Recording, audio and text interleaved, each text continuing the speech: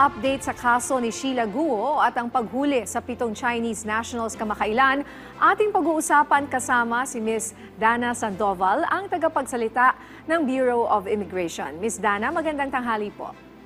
Magandang tanghali po sa inyo at sa lahat po ng tumatangkilik ng inyong programa.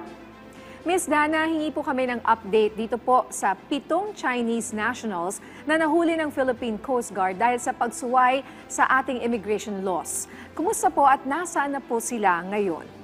Yes, Ms. Nina, medyo marami-rami ito, no? 7 Chinese nationals po ang naaresto ng DI after po sila mahuli ng Philippine Coast Guard.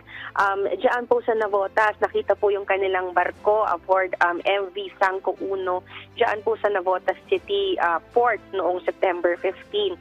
After that, yung processing ng PCG, tinurn over po sila ng September 20 sa Immigration for Initiation ng Deportation Proceedings. And nakita po natin itong mga dokumentong na itong mga taong ito ay walang maipakita po. Kaya nakikita natin that they might be unlawfully operating sa Philippine waters without proper documentation. Sa inyong profiling sa mga ito, Ms. Dana, may kinalaman po ba ang mga Chinese nationals sa anumang mga POGO operations sa bansa? At ano po kaya ang dahilan ng kanilang pagpunta sa Pilipinas base sa inyong investigasyon so far? Sa ngayon po, wala pa tayong nakikitang links nitong 7 ito doon sa mga POGO operations dito sa Pilipinas. Ngayon kasi nakapiit sila doon sa ating facility in Camp Bagong Diwa, inside Camp Bagong Diwa sa Taguig. Doon po sa mga nakuhang information sa kanila during the inquest, wala pong links doon sa mga POGO operations here in the Philippines. Pero what we suspect po ay merong mga illegal work ito. Siguro nagtatrabaho dito ng walang mga kulang dokumento, kaya minarapat nila na magtago or umiwas sa proper inspection. Pero nakatutok po yung intelligence division namin para makita po if there are possible links doon sa illegal POGO operations at doon po sa nahuli doon sa mga barko.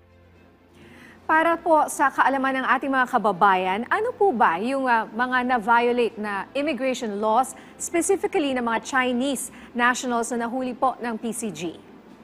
Yes, nung nakita po ng PCG, nakita po nila na undocumented itong mga foreign nationals na ito, meaning they were unable to present their documentation nung tiningnan po ng ating law enforcement. And kinakailangan po kasi sa isang foreign national, at all times, kailangan po meron siya ng kanyang documentation showing his status here in the Philippines. Without it po, maaari tayong matag as undocumented. And doon sa investigation natin, mukhang possible working without permit din po ito mga ito, maaaring nagre-render ito ng services doon sa vessel nang hindi po kumukuha ng tamang visa dito sa Pilipinas. Mula po sa pagkahuli ng mga ito, ano po yung implications nito pagdating sa national security ng bansa, particular na sa maritime borders po ng Pilipinas? Well, napaka-difficult talaga yung ating pagbabantay ng mga borders natin kasi very porous ang Pilipinas. Alam natin, napakalawak ng mga baybay dagat ng Pilipinas. And we're really thankful po sa Philippine Coast Guard dahil sila po ang nakatutok talaga sa pagbabantay sa ating mga baybay dagat. If there are illegal cross-border activities na nakukulin nila, binabato po yan sa immigration upang makita if there are any foreign nationals involved, if there are trafficking activities na nangyayari. And malaking bagay po ito doon sa ating joint efforts para mapiligilan po yung illegal na pagtawid sa mga borders natin. Dahil po sa pangyayaring ito, ano-ano po ang mga hakbang ng Bureau of Immigration upang mas pagtibayin pa ang border security ng bansa para maiwasan na ang mga ganitong pangyayari? Yes, Ms. Nina, isa sa mga tinitingnan po namin at pinopropose ng ahensya ay interagency action dito po sa pagbabantay ng ating borders. Dito po sa lalo sa mga baybay dagat natin. Yung gusto natin is magkaroon tayo ng parang one-stop shop in terms of monitoring para one direction lahat ng agencies, lahat po ng ahensya na nagbabantay po at may mandato dun sa pagbabantay po ng ating mga baybay dagat. iisa lang yung kumbaga tinitingnan na direksyon, isa lang yung mga goals natin. And also, yung intelligence information, kumbaga magkaroon ng centralized information po dun sa mga intel info na nakukuha. Hindi yung kanya-kanya tayo, bawat ahensya, kanya-kanya tayo. Ang gusto natin, may interoperability, we all work together for us to be able to better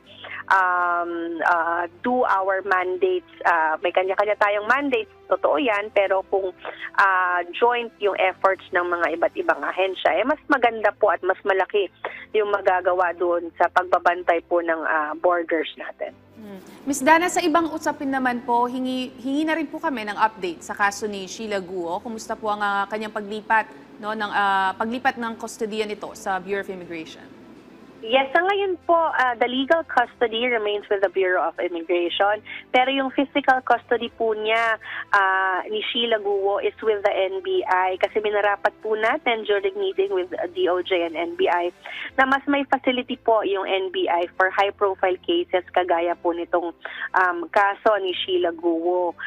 Meron din siya, apart po doon, meron din po siyang mga kinakaharap pa na local cases here in the Philippines, kaya yung kanyang transfer sa detention center natin sa Bicutan ay after po siguro ng mga local cases niya dito.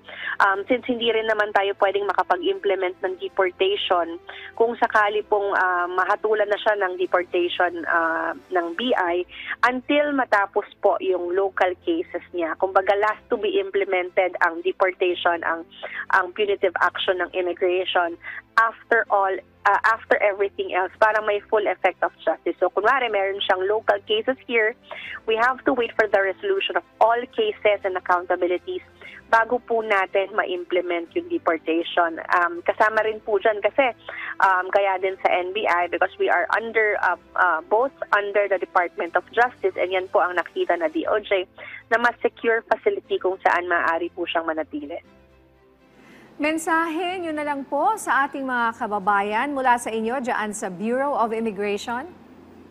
Yes, siguro po, we've seen many changes sa BI and mas marami pa po tayong makikita ng mga pagbabago sa Bureau. So very serious tayo sa pag-weed out ng mga illegal aliens na nandito sa Pilipinas or yung mga nag-a-attempt pa lang na pumasok dito. Kaya hinihiling po natin sa ating mga kababayan na kung meron po kayong alam na mga illegal aliens dyan sa paligid ninyo, hindi po sa pangmamarites pero malaking bagay po na i-report ninyo sa Bureau of Immigration yung mga aktibidades, illegal na aktibidades ng mga foreigners sa mga barabarangay upang mahuli po, matutukan, maimbestigahan at mahuli po ng Bureau of Immigration. And sinisigurado po natin na huhulihin po yan at i-deport para na rin po maalis itong mga illegal aliens sa bansa.